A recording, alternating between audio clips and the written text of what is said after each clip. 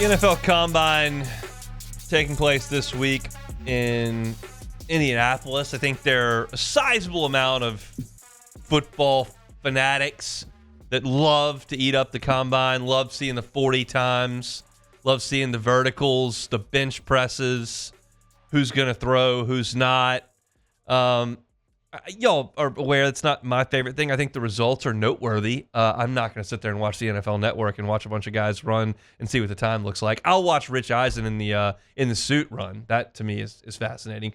But I like the results of the Combine more than the process itself.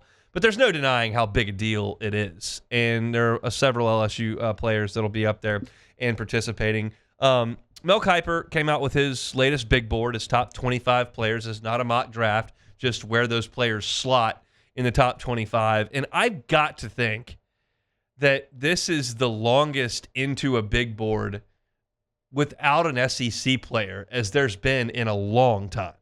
You have got to get to number 8 on his big board before you get to a Southeastern Conference name. It's Travis Hunter at 1, Abdul Carter from Penn State at 2, Mason Graham, defensive tackle from Michigan at 3, Ashton Genty, star running back from Boise at 4, Shedeur Sanders, quarterback from Colorado at 5, Cam Ward, quarterback Miami at 6, Tyler Warren, tight end from Penn State at 7, and you get to 8 with Jalen Walker of Georgia. Incidentally, the second SEC name on the list is at number 10. That is Will Campbell, offensive tackle out of LSU. Will Campbell is going to be a fascinating piece to this draft puzzle as we get closer, because there are some that think he's a top 3 pick at left tackle. There are some that think he's a top 10 pick at tackle. There are some think he's a top 15 pick who's a guard. And it's just going to be a beauty is in the eye of the beholder thing. I firmly believe when you look at the analyst's opinion of Will Campbell, I think it probably is reflected in the NFL. I think there are probably a handful of NFL, maybe more NFL teams that would look at Will Campbell and say, that guy's a franchise left tackle. I would take him with the 4th pick if I had it.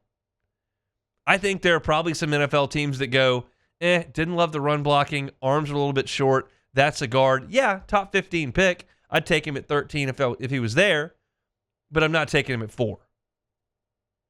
I think there are probably both camps, very prevalent. And so we're going to get to see how all this turns out. I'm curious to see how much Will Campbell does at a combine or a pro day. Like, that's a lot of tape of Will Campbell playing. I can't imagine there are NFL teams that want to learn a lot more about Will Campbell physically after watching the tape. You just don't see a lot of linemen who step in day one in the SEC and play at left tackle. You don't see a lot at defensive tackle either. You don't see a lot at edge rusher. But Will Campbell's one of those guys. And he didn't miss any time. He played every game. So if you're looking for information on Will Campbell, all you got to do is turn the tape on. And I'll tell you this, and I've said this multiple times previously. When Will Campbell gets in those interview rooms, he's going to crush it.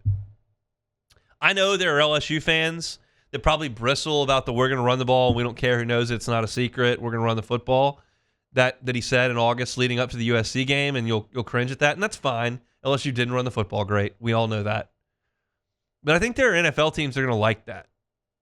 Going to like that edge. And they're certainly going to like, and I'm just going off what I know about Will Campbell, which is the public interviews that we did in the midweek between games, where, LSU loses the game to Alabama and loses the game to Florida, and he comes in and it's like, job's not done. Like, going 8-4 is a heck of a lot better than 6-6. That's what we're focused on. We got to win. And he went out there and they went 8-4. They won their last 2 games. They didn't play in the bowl game, but there's some bigger fish to fry here than the Texas Bowl. So I feel like I'm going to bump Will Campbell back a little bit in any draft situation that I'm looking at, because I always think that quarterbacks are going to be They're going to be people falling all over themselves to get up into the top to take some quarterback. That's just the way the draft generally works. But I feel like Will Campbell's going to be a top 10 pick, and I'm just curious to see what organization takes him and what their vision is for him. Because as of, 8 months ago, when we were right there leading up to the season, like, I certainly never saw anyone suggesting he was a guard. All I knew was he was one of the top 2 tackles in college football alongside Texas's Kelvin Banks. Incidentally, I'm looking at the big board to see. I do not see. Yeah, here, 23. So Mel Kiper's got Campbell considerably higher up on the board than Kelvin Banks. He's also got Campbell ahead of Josh Simmons, the offensive tackle for Ohio State. So he's got him as the number 1 offensive tackle. We'll see if a team agrees with that somewhere over the course of the top 10. Campbell has been invited to the NFL draft. It's at Lambeau. The early reports are that they're not going to have like 31 guys back there at the draft in the green room this year. That can get a little bit awkward. They're going to try to keep it to closer to 8 to 10 players, and Campbell has gotten that invite. I think if it's like in New York City, that's a slam dunk for me to go to that. Green Bay? Like, I loved my time in Green Bay just going to see Lambeau Field, and I'm sure they'll have an incredible setup outdoors for the draft. And Green Bay in April is probably, pretty chilly but pretty pleasant. But I don't know that there's a lot to do there other than walk across the stage.